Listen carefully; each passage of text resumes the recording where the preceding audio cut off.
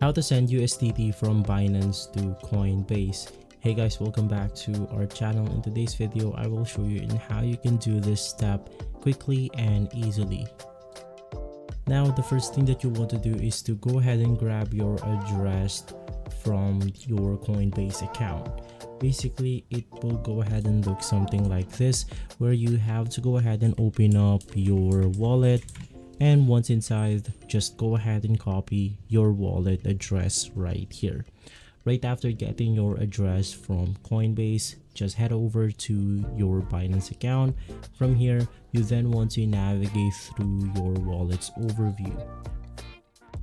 Inside your wallet's overview, just go ahead and click on Spot, which is your Spot wallet.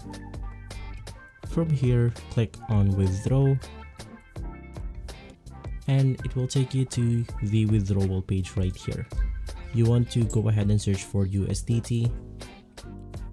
Paste the address that you want to withdraw your USDT into. In our case, it's going to be the Coinbase wallet, but as an example, I'll just go ahead and use this wallet right here.